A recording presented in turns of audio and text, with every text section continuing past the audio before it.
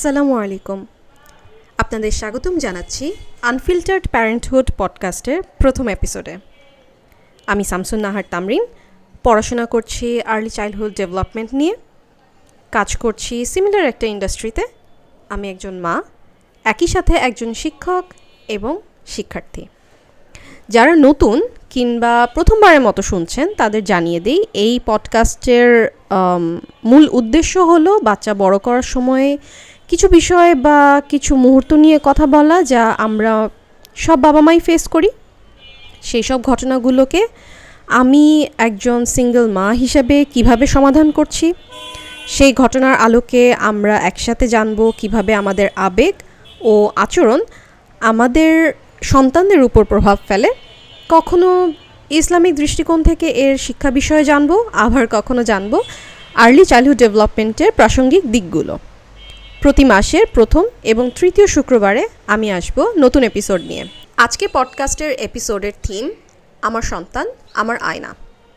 হামজার বয়স এখন 7 বছর এবং এই গত 7 বছরে ওর সামগ্রিক আচার আচরণ দেখে অনেকেই বলেছে, আরে তোমার ছেলে তো একদম তোমার মতো। আমি জানি এই কথাটা আমার মতো সব বাবা মাই শুনেছেন। আমরা অনেক সময় বাহ্যিক দিকটুকু দেখি, যেমন ওর চোখ তো একদম ওর মায়ের মতো, কিংবা চেহারাটা একদম ওর বাবার মতো। আমার এই সিমিলারিটিস কিন্তু খুবই শুনতে ভালো লাগে, কিন্তু একটু সময় নিয়ে ভেবে দেখুন, এই যে সিমিলারিটি, এটা কি শুধু বাহ্যিক? আমি শুধু ডিএনএর কথা বলছি না, আমি বলছি আচার আচরণের কথা, যা বাচ্চারা বড় হতে হতে আমাদের দেখে শিখে। মনে করুন আপনার কাছে একটা সাদা খাতা আছে আর একটা পেন্সিল আছে। আপনি সেখানে যা খুশি সেটাই কিন্তু দাগাতে পারবেন, আঁকাতে চাইলে আঁকাতে পারবেন, কোনো লাইন লিখতে চাইলে সেটাও করতে পারবেন। মোট কথা, আপনার মাথায় যা আসবে, আপনার সেই খাতা আস্তে আস্তে যখন ভরে উঠবে, আপনি কিন্তু শেষের দিকে শুধুমাত্র ওই জিনিসগুলোই দেখতে পারবেন যা যা আপনি করেছেন। আমাদের বাচ্চারা অনেকটাই সাদা খাতার মতোই। তারা জন্মায় আমাদের ডিএনএ থেকে কিছু বৈশিষ্ট্য নিয়ে, আর বাকিটা বড় হতে হতে আমরা যা করব সেটাই কিন্তু তারা আমাদেরকে ফেরত দিবে। একদমই যেন আমরাই আমাদের আয়নার সামনে দাঁড়িয়ে আছি। আমার এই উপলব্ধি হয়েছে যখন আমি হামজাকে ডে কেয়ারে দিয়েছিলাম এবং সেই ডে কেয়ার থেকে একটা বিশেষ ফোন পেয়েছিলাম। হামজা সেখানে বাচ্চাদের সাথে অসম্ভব রকম ঝগড়া করেছে, মারপিট করেছে। ওর বয়স তখন খুব সম্ভবত 3.5 বা 4। অফিস থেকে হুটহাট বের হলাম, ডে কেয়ার অফিসারের কাছে গেলাম, তার কাছে বিস্তারিত শুনলাম এবং সত্যি বলতে আমি খুবই লজ্জা পেয়েছিলাম, কারণ সে ঠিক সেভাবেই নিজের রাগ প্রকাশ করেছে যেভাবে আমি তার সাথে করেছি। আমরা সাধারণত বাচ্চাদের অনেক কিছু বলি, বোঝানোর চেষ্টা করি, কিন্তু কখনোই আমরা আসলে মনে রাখি না যে কিভাবে একজন বড় মানুষ হতে হবে সেটা কিন্তু বাচ্চারা একটা বয়স পর্যন্ত শুধুমাত্র আমাদেরকে দেখেই শিখে। এই যেমন আমরা রাগ কিভাবে কন্ট্রোল করছি, কিভাবে কথা বলছি, কিভাবে অন্য কিছু নিয়ে আমাদের ওপিনিয়ন দিচ্ছি, সব কিছুই কিন্তু বাচ্চারা আমাদের কাছে, আমাদের এই সব কিছুই কিন্তু বাচ্চাদের কাছে এক প্রকার শিক্ষা ম্যানুয়াল কিংবা sort of like a syllabus. তারা আমাদের সব কিছু দেখবে, তাদের ব্রেন তাদের বলবে এই পরিস্থিতিতে এরকম ব্যবহার করতে হবে, কারণ বাবা বা মা বা আমি যাকে দেখেছি তারা এভাবেই কথা বলে, এভাবেই করে। আমরা তাদের কি বলছি, কি উপদেশ দিচ্ছি, তার চেয়েও বড় কথা আমরা আসলে অ্যাজ এ থার্ড পারসন কি করছি, এবং তার চেয়ে ভয়ঙ্কর কথা আমরা বাচ্চাদের সাথে সরাসরি কি ব্যবহার করছি সেটা কিন্তু তারা দেখবে না। তারা বেসিক্যালি অবজার্ভ করে যেটা আমরা অন্য মানুষের সাথে করছি। রাগ প্রকাশের প্রসঙ্গে ফিরে যাই। হামজার ওই ঘটনার পরে আমি আসলে বুঝতে পেরেছি আমার নিজের অনুভূতি রেগুলেশন শেখায় যথেষ্ট গ্যাপ আছে। আমি যদি আমার রাগের সময় রাগের সুস্থ বহিঃপ্রকাশ করা কিংবা কিভাবে করতে হবে সেটা দৃষ্টিভঙ্গি পরিবর্তন না করি, আমি বিরক্ত হব এবং দেখা যাবে এমন কিছু করব বা বলবো যা আমি আসলে সচেতনভাবে কখনোই চাইবো না আমার ছেলে শিখুক। রাগের অনুভূতি, এই বিষয়টা যে আসলে কতটা ইম্পর্ট্যান্ট একটা টপিক সেটা কিন্তু ইসলামেও শেখানো হয়েছে। কারণ কোরআন শরীফে সূরা আলে ইমরানের 134 নম্বর আয়াতে আল্লাহ সুবহানাহু ওয়া তাআলা একদম স্পেসিফিকভাবে রাগের কথা উল্লেখ করেছেন। কোরআনের এই আয়াতের পুরো আয়াতের মধ্যে একটা স্পেসিফিক অংশ হচ্ছে যারা সচ্ছল ও অসচ্ছল অবস্থায় আল্লাহর পথে ব্যয় করে এবং যারা ক্রোধ সংবরণকারী এবং মানুষের প্রতি ক্ষমাশীল, আল্লাহ সৎ কর্মশীলদের ভালোবাসেন। এই যে ক্রোধ সংবরণ, এটাকে কিভাবে করতে হবে সেটা কিন্তু মুহাম্মদ সাল্লাল্লাহু আলাইহি ওয়াসাল্লাম তার কিছু হাদিস দ্বারা খুব সুন্দর করে বুঝেছেন। মুসলিম হাদিস নম্বর ৬৮১২, মুসনাদে আহমদ হাদিস নম্বর ৪৭৮৬, আবু দাউদ হাদিস নম্বর ৪৭৮৪ এবং ৪৭৮৬, এই সবগুলোই রাগ নিয়ন্ত্রণ সম্পর্কিত হাদিস। আমি ইচ্ছা করে এগুলো বললাম না, কারণ আমি চাই আমার লিসনাররা একটু খোঁজাখুঁজি করে এই হাদিসগুলো একটু জেনে নিন। ইসলামে এত সুন্দর করে ক্রোধ সংবরণ, ক্রোধের বিষয়গুলো বা আমাদের অনুভূতি কিভাবে প্রকাশ করতে হবে, এক্সট্রিম অনুভূতিগুলো কিভাবে প্রকাশ করতে হবে সেগুলো শিক্ষা যেমন দিয়েছে, এই সেম শিক্ষাটা আমরা যখন আর্লি চাইল্ডহুড ডেভেলপমেন্টের পার্সপেক্টিভে যখন অ্যাপ্লাই করব বা অ্যাপ্লাই করছি, তখন এটাকে বেসিক্যালি আমরা বলছি ইমোশনাল কো-রেগুলেশন। অর্থাৎ শিশুরা তাদের আবেগ ও আচরণ যেহেতু আমাদের থেকে শেখে, তাই আমাদের উচিত তাদের অনুভূতিগুলো তাদেরকে বুঝতে সাহায্য করা। আমরা যখন শান্তভাবে ব্যাখ্যা করব, ধৈর্য ধরে হ্যান্ডেল করব, তারা শিখবে কিভাবে আবেগ নিয়ন্ত্রণ করতে হয়। এবং এটি শুধু তাদের সাথে নয়, বরং আমাদের ব্যক্তি জীবনে যখন আমরা নিজেরা এটা প্র্যাকটিস করা শুরু করব, পরোক্ষভাবে আমাদেরকে দেখে আমাদের বাচ্চাগুলোও কিন্তু জানবে। এখানে একটা বিষয় উল্লেখ না করলেই নয়, রাগ মূলত আমাদের ব্রেনের একটা কেমিক্যাল প্রতিক্রিয়া এবং এটার পেছনে মূল কারণ শারীরিক হতে পারে কিংবা আবার মানসিকও হতে পারে। বাচ্চাদের দিকে মনোযোগের আগে আমরা আমাদের লাইফস্টাইল নিয়ে যদি চিন্তা করি, তাহলে আমাদেরকে প্রথমেই জানতে হবে আমরা কি শারীরিকভাবে সুস্থ, কোনো মানসিক চাপে কি আছে। যদি উত্তর দুইটারই কিংবা একটারই হ্যাঁ হয়, তাহলে আমাদের কিছু জানার তো অবশ্যই আছে। এই যে রাগ, সেটার পেছনের মূল কারণ তাহলে সেটাই শারীরিকও হতে পারে, মানসিকও হতে পারে। এবং এই যে রাগ, সেটা সমাধানও কিন্তু সেই অনুযায়ী হবে। এবং তৎক্ষণিক রাগ যদি হয়, তাহলে সেক্ষেত্রে কী কী করতে হবে, এই শিক্ষাটা আমরা পাচ্ছি মহানবী সাল্লাল্লাহু আলাইহি সাল্লামের শিখিয়ে দেয়া হাদিসের উপর। আমি নিজের কথা যদি বলি, তাহলে আমি নিজেকে কিভাবে বদলিয়েছি। আমি হামজার ওই ঘটনার পরে প্রচণ্ড পরিমাণ সেলফ রিফ্লেক্ট করেছি। আসলে আমি কেন রেগে যাচ্ছি অনেক ভেবে বুঝেছি।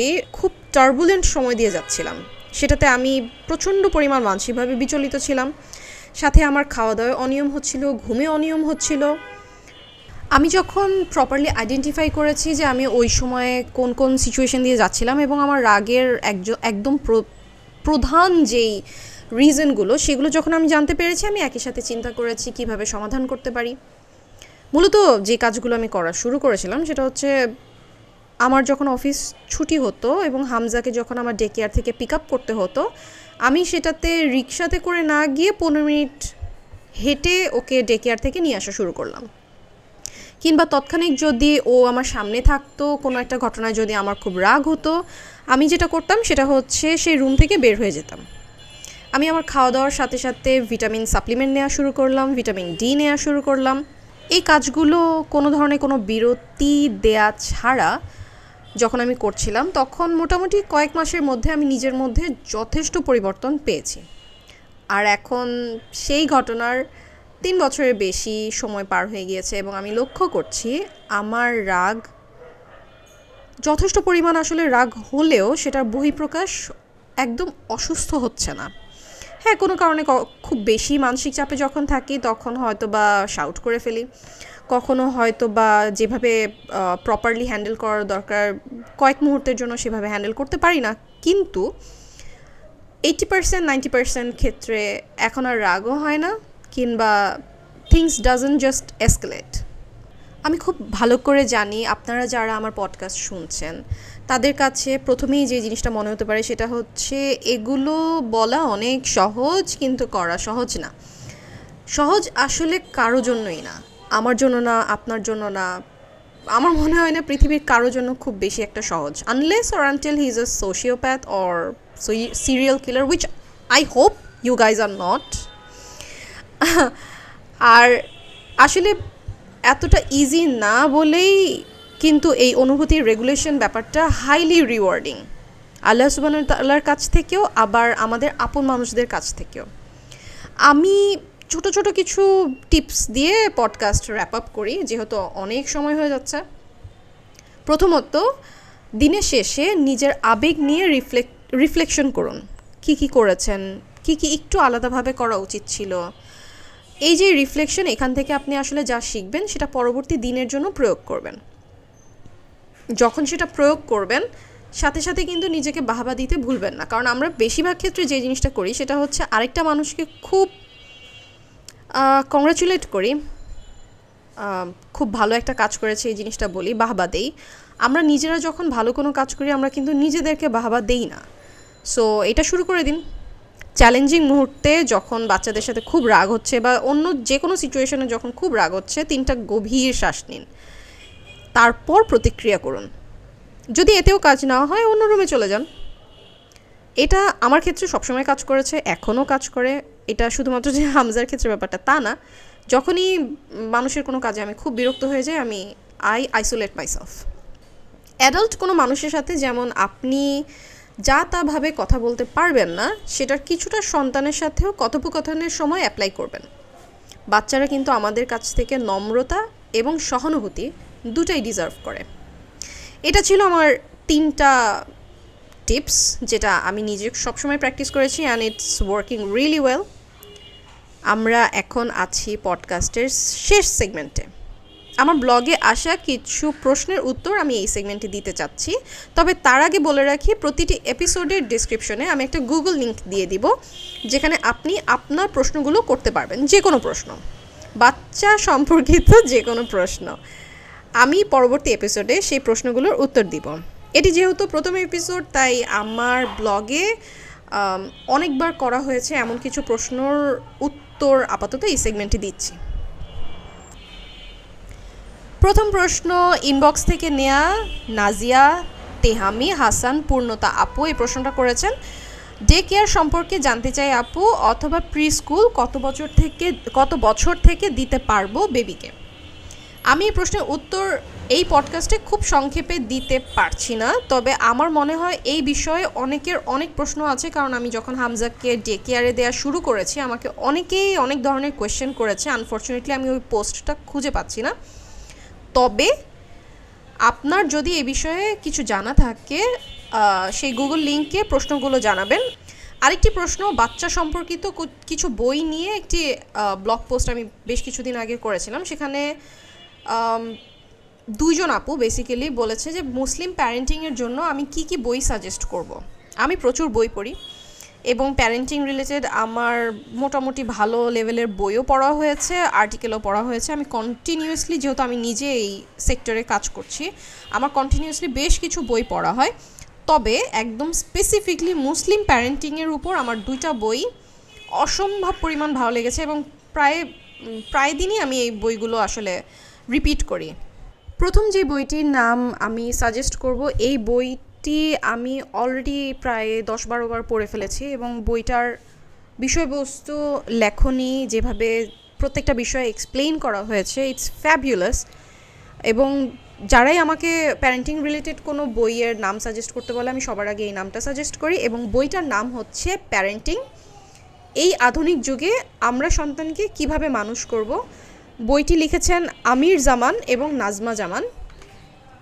বইয়ের বেস্ট পোর্শন যেটা আমার কাছে মনে হয়েছে, সেটা হচ্ছে এত সুন্দর করে কোরআন শরীফের কিছু আয়াত এবং সেখান থেকে শিক্ষা নিয়ে কথা বলা হয়েছে, যেটা আমি পার্সোনালি পছন্দ করি। এবং আমার কাছে মনে হয়েছে যারা মুসলিম প্যারেন্টিং নিয়ে একটু পড়াশোনা করতে চান বা নিজেকে একটু ওয়েল রেড করতে চান, ওয়েল এডুকেটেড করতে চান, তাদের জন্য এই বইটা খুবই ভালো হবে। আই থিঙ্ক আমি ওয়াফি লাইফ থেকে কিনেছিলাম, আই এম নট শিওর। আমি যদি খুঁজে পাই তাহলে বইয়ের লিঙ্কটা অবশ্যই দিয়ে দিব। আর সেকেন্ড যে বইটা, মুসলিম প্যারেন্টিংয়ের উপর সেকেন্ড যে বইটা আমি সাজেস্ট করব, সেটা হচ্ছে সন্তান পালনে এই যুগের চ্যালেঞ্জ, এবং এই বইটি লিখেছেন ডক্টর মোহাম্মদ সারোয়ার হোসেন। এই বইয়ে শুধুমাত্র যে মুসলিম প্যারেন্টিংয়ের সাইটটা বলা হয়েছে, ব্যাপারটা শুধুমাত্র সেইটা না, এইখানের মূল প্রতিপাদ্য বিষয় বেসিক্যালি সায়েন্টিফিক দিক দিয়ে বেশ কিছু জিনিস ব্যাখ্যা করা। এবং আমার কাছে এই বিষয়টাই ভালো লেগেছে যে দুইটা বইয়ের মূল বিষয়টা একই, সন্তান প্রতিপালন, কিন্তু দুটার বিষয়বস্তু এবং দুইটার লেখার অ্যাঙ্গেল ইটস কমপ্লিটলি ডিফারেন্ট। একটা কোরআন শরীফের উপর বেস করে, আয়াতের উপর বেস করে সেটার ব্যাখ্যা নিয়ে লেখা, এবং আরেকটা হচ্ছে সায়েন্টিফিক ব্যাখ্যাগুলো দেয়া। এই দুইটা বই আমার কাছে মনে হয় অন্য কোনো বই না পড়লেও you should read this two books.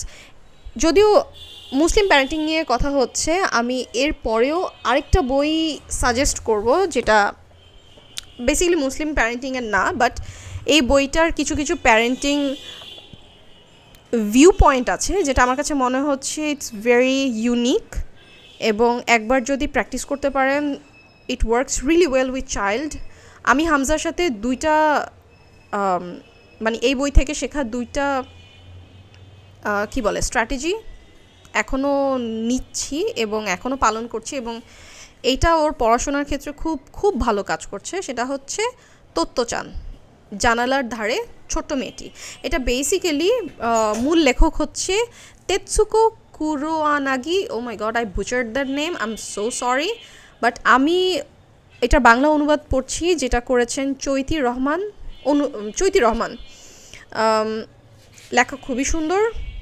আমার সচরাচর বইয়ের ট্রান্সলেশনগুলো তেমন একটা পছন্দ হয় না, বিকজ মানে ভাবধারাটা আসলে ভেঙে যায়, কিন্তু এই বইটা আমার কাছে খুবই ভালো লেগেছে। এবং কোন দুইটা জিনিস আমি হামজার ক্ষেত্রে স্ট্র্যাটেজিক্যালি অ্যাপ্লাই করছি সেটা আমি এখন বলবো না, কারণ এই বইটার আলাদা একটা একদম স্পেসিফিক আলাদা একটা পোস্ট আমার করার প্ল্যান আছে। সো লিসনার্স, আজকের এপিসোড এই পর্যন্তই। এপিসোডে আমরা জানলাম আমাদের আবেগ ও আচরণ কিভাবে শিশুদের জীবনে প্রতিফলিত হচ্ছে। অতএব মনে রাখুন, বড় কোনো ঘটনা নয়, বরং ছোট ছোট মুহূর্তগুলো আমাদের বাচ্চাদের বড় বড় শিক্ষা দেয়। পরবর্তী এপিসোডে আমরা আরও কিছু দৈনন্দিন অভিজ্ঞতা নিয়ে কথা বলবো, এবং আশা করি আপনারা আপনাদের প্রশ্ন পাঠাতে ভুলবেন না। আর যদি এই এপিসোডটি আপনাদের ভালো লেগে থাকে তাহলে অবশ্যই কমেন্ট করে জানাবেন, সাবস্ক্রাইব করুন, শেয়ার করতে ভুলবেন না, দ্যাটস আ রিকোয়েস্ট। আপাতত এই এপিসোডের জন্য আল্লাহ হাফিজ, কথা হবে পরবর্তী এপিসোডে। সবাই ভালো থাকবেন।